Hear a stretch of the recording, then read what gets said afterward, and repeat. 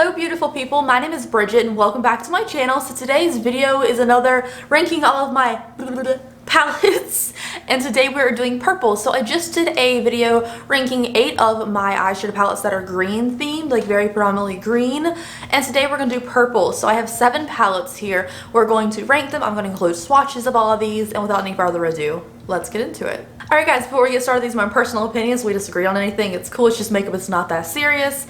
And if you have any qualms with any of these brands, don't put that out on me. Alright, cool. Let's get started. So number 7 is one I just did a 3 looks 1 palette with, and I reviewed it, and it's just, it wasn't what I wanted it to be from the title. So this is the Urban Decay Naked Ultraviolet palettes.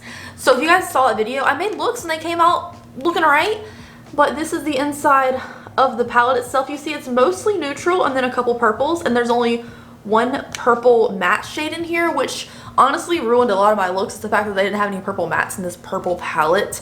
It swatches out alright, but the shimmers aren't anything spectacular. The mattes are okay. You can get a nice look out of it, but it's nothing going to be like ultraviolet like the name suggests. So that's why this is at number 7. It could definitely be better.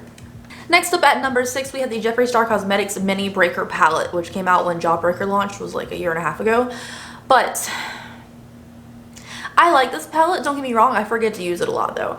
So I personally love the fact that there's a mix of yellows in here with the purples. Anything that has yellows in it, I'm all about. So the fact that there's some golds and like an orange in here and the pink kind of makes this more of a diverse color scheme for me. I really enjoy this palette a lot, but I do find that a couple of the mattes, like these two on the bottom here, the pink and the brown tone, are kind of dry and it takes some building up to work with. The shimmers in here are absolutely stunning. They're really easy to use. I like how small and compact the palette is, but again, a couple of the mattes are just like more work and not as easy as I would like them to be, so that's why this palette is ranked so low. But like, the purples are really beautiful and the yellows are super nice too. Next up at number 6 is another Jeffree Star palette. This came out not that long ago, but this is the Bloodlust palette. So I also have a full review of this palette.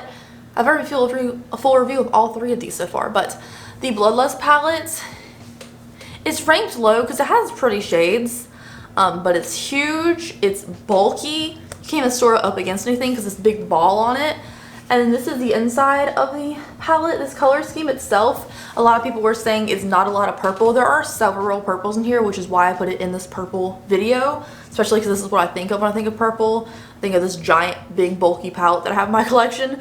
But to me, there is not that many purple shades in here. There's a lot of pink shades in here. I did a thing on Twitter, like when this first got announced, to show you what it looked like without the purple background. It looks a lot different. But to me, this has some great shades in it. Like this red shade, it's absolutely stunningly beautiful. The shimmers in here are really nice. 1 or 2 of them is more subtle.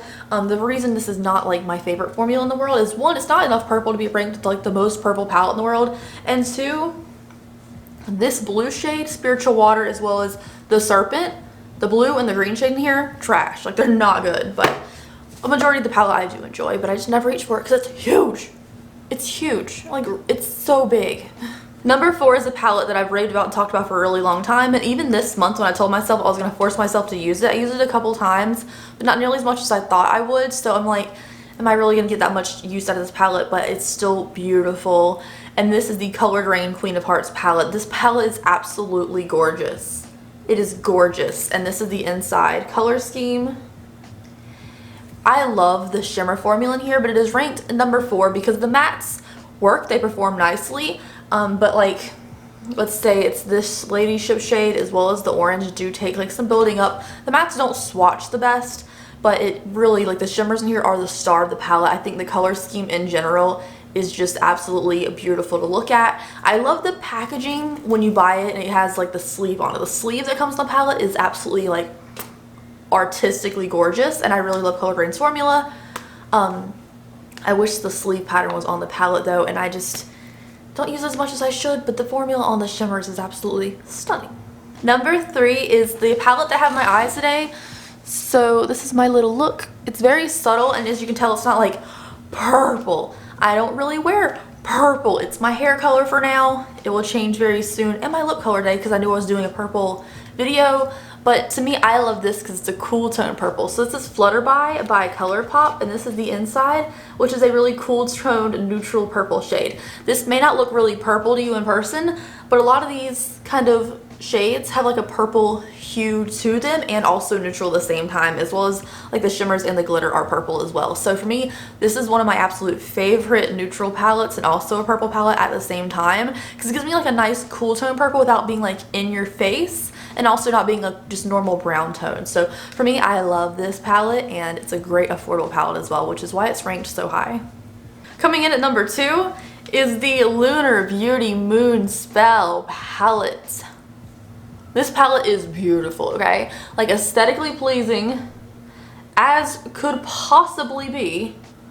It is 100% me. This is the most gorgeous palette that I own, and it's not a palette that I use a lot, to be honest, but I love looking at it. But this is a lot of great purple tones, especially in the top rows. So here is the inside of the palette. The color scheme is really lovely. As you can tell, everything except one shade on the top is all purples. And this shade's also a purple down here called Sarah, which is lovely. So I quite enjoy this palette. I'd say at least 2/4 of this is all purple. It does a mix of blues and greens too, and a couple like neutrally kind of goldeny shades. But this palette, to me, the shimmer formula is fantastic. Again, I'm a sucker for a really great shimmer formula, and the mattes in here perform really well too. It's the packaging though that makes it like one of my favorite palettes that I own. Whether or not I use it a lot is up for debate, because I know I don't, but I love how this looks, and mixed with the inside bright colors and the formula too. Like Manny really killed the Lunar Beauty formula. Like it is absolutely fantastic quality. I have no qualms with it. And for me, this is one of my favorite palettes that I own, and I think the purples in here, if you're looking for a purple palette, is fantastic. Now this is limited edition. It was his Halloween launch. I believe it's still available on his website, but once it's gone forever. So if you want this palette, you gotta catch it now. And I'm also gonna go ahead and apologize because number 1 is no longer available. So let's jump into number 1.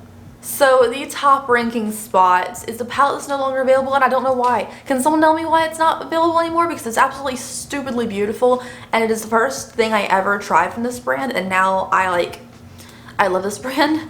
So this is the Kaleidos Makeup, what is this one called? Deep Sea Luster palette. I keep just wanting to call it Deep Sea. It's a Deep Sea Luster palette. This is what the packaging looks like, which is very lovely. And then this is the inside color scheme, if I can get it open.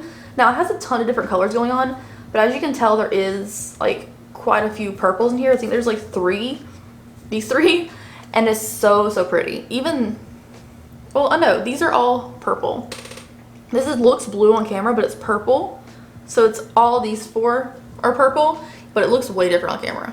But regardless, this palette is such a beautiful quality. Now the mattes in here, they're fine, they're cool. There's like a little bit of kickback in the pan, but it's pretty hard pressed shadows, and it performs great.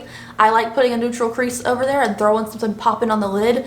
But to me, the shimmers and metallics in the shade, they're not even shimmers at this point. They're all just super foiled metallic, smooth, buttery, consistent quality, that there's something about this metallic formula that knocks it out of the park. Between the Give Me Glow quality and this, these are the most beautiful shimmers I've ever tried in my life, and they're so smooth. Like, okay, let's take one of these. This is a purple, but it looks blue on camera. My fingers are stained from all the swatches I did earlier, but let's just do a swatch on my hand, because the swatch videos and stuff I have included do not do it justice. But it is absolutely wet. It's so pretty. No complaints about this palette whatsoever, except the fact that it's no longer available. I even like questioned for a minute, should I even include this in this video, because you can't get it. But this is about stuff that's in my collection, and this is, and I adore it. Anyways, you guys, that is it for today's video. Thank you so much for hanging out with me and talking about purple. Purple's not really an eyeshadow that I wear too often, as many of you know. But again, like this year, I'm going to do things out of my comfort zone. I've worn some purple looks. Again, reviewing a couple purple palettes. Actually, maybe like use the color more. And I must say, like, the formula, because purple shadows are like the most difficult to formulate. Like a year or 2 ago, they were way like worse quality than they are now. I feel like they've kind of gotten better through time, people learning how to formulate the shadows and stuff. So I feel like they've gotten better and easier to work with, less chalky, less patchy. And overall, I've had fun playing with these shadows, and hopefully Deep Sea Luster will come back in stock. Hopefully the Moonspell palette from Lunar Beauty will not be limited edition like he said. And anyways, you guys, thank you so much for watching. I'd love to know your favorite purple palette in the comment section down below, or like palette that features a lot of purple. And would you like me to do another color scheme next? Let me know. I'll see you guys later. Bye guys.